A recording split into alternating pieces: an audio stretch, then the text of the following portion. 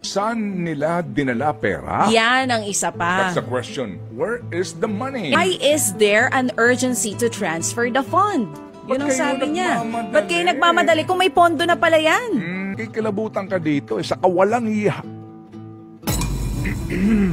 Maaga pa? Mukha po talagang ang disenyo nitong mga namamalakad po sa ating pong gobyerno. Lalo na po sa usapin po ng mga lalawigan, mga bayan. At maging sa pangkalahatan na, mukha talagang ang disenyo nito, mas gusto nila mas maraming mahirap. Bakit? Mas gusto nila yung pumipila ka sa kanila. Mas gusto nila na counting keyboard sa kanila kapipila para ka humingi ng kung ano-anong tulong. Kasi nga naman kapag ang Pilipino po ay nakakatayo sa kanyang sariling mga paa, ang mga Pilipino po ay hindi na kinakailangan lumapit pa sa kung sinong politiko o sinong tao para humingi ng anumang pong tulong. Wala na siyang aasahan pa na padrino, magkakaroon siya ng independence sa pagpili niya ng tamang kandidato. Magmula noon hanggang ngayon, mukhang ito ang disenyo. Hindi tayo makakaahon dito sa ating kinasadlakan na ito. So dito po sa issue ng PhilHealth na ito, di po ba, tinanggalan mo ng government subsidy ang PhilHealth. Ito yung bagong kaso na isinampa. Pero itong pinag-uusapan dito ay yung pong paglilipat ng sinasabing reserve fund. Ang pinag-uusapan dito ay sinasabing excess, sobrang pondo. Muli nating ipagdiinan na tayo po'y nabudol doon sa mga sinasabi ng PhilHealth na pinayagan naman ng ilang kongresista sa kanilang pagdinig at nagamit sila sa pagkukondisyon sa isipan ng iba na nag-aawak-awak ang pera ng PhilHealth. Hindi po. Lumabas nga po ngayon sa hearing, di ba? Sa oral argument ng PhilHealth, negative ang kanila pong pananalapi. Yung pong kanilang mga obligasyon na paparating, wala silang pera para doon. Kaya pag humarap ka dyan sa ganyang uri ng oral argument, dapat preparado ka nga harap kasi yung justice hindi ito para mga kongresista o mga senador na widow-widow lang. Di ba? Na stock knowledge lang ang bit-bit. Ang sinasabi niya, sandali lang, ano ba ang source ng pondo ng PhilHealth? Pinagpapaliwanag yung kanilang SVP. Yung pong direct contribution ng mga miyembro. O saan pa nanggagaling ang pera? Meron po kaming subsidy galing po sa PAGCOR. Saan pa nanggagaling? Meron din po kaming pinanggagalingan na pera para po sa sin taxes. Nakalagay po yan sa UHC law. Saan pa nanggagaling? Meron din pong government subsidy. Ganon.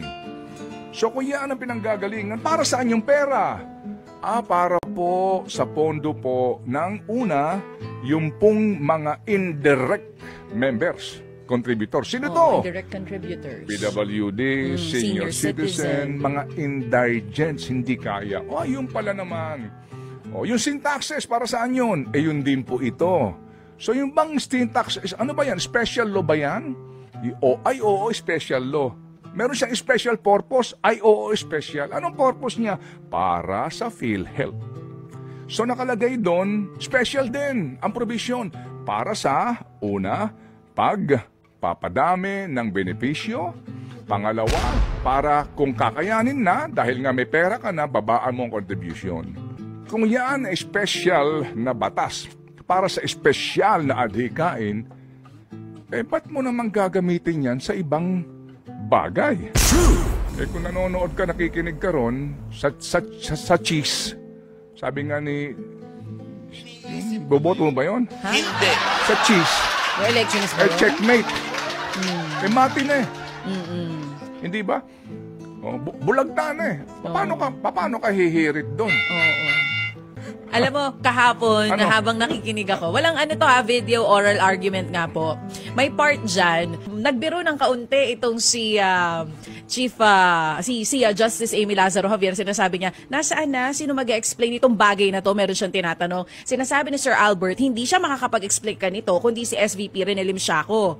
Huwag ka magtago dyan, nagtatago ka na dyan. Tapos parang nangingiti itong si Justice Amy Lazaro Javier kasi alam niya sa sarili niya na hindi nga siya masagot doon sa kanyang mga katanungan. The money should not be Yan. diverted for other purpose. Yan. The law provides for a special purpose and the source of fund is for special purpose. Kaboom! And the law is self-executing. Wala nang ibang interpretasyon. Klaro-klaro eh. So gagamitin nyo yung pera para sa kalusugan natin sa pagpapatayo ng tulay? Okay, yung bang tulay na yan? Yung Guimaras Bridge na iyan? Yung bang Negros Bridge na iyan? Oo. Meron na bang pondo yan? Meron. Saan ang galing ang pondo?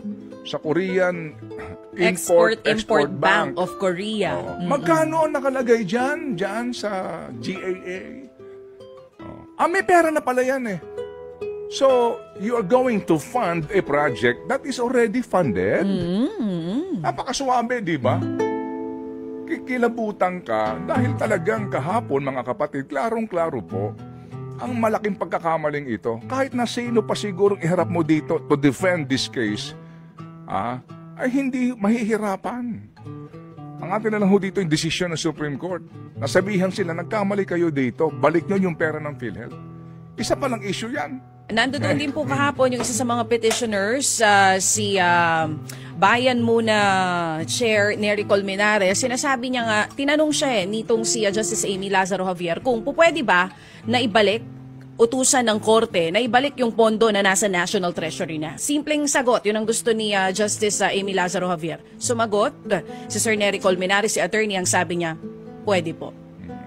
Pwede. So, ibig sabihin, yung mga nakuha na talaga, pwedeng maibalik pa sa PhilHealth kung sakali mang magkakaroon na nga ng final decision ang Supreme Court dito. Saan nila dinala pera? Yan ang isa pa. That's the question. Where is the money? And yung sinasabi kahapon ni Justice, why is there an urgency to transfer the fund?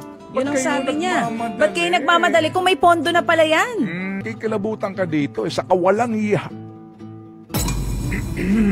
Maaga pa? Usapin pangkalusugan. Na ngayon nga, i-connect natin sa halalan.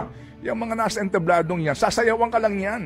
Pag yan nahalal na naman, malamang kung ano sabihin sa kanilang boto sa mga gantong usapin, ganun pa rin sila.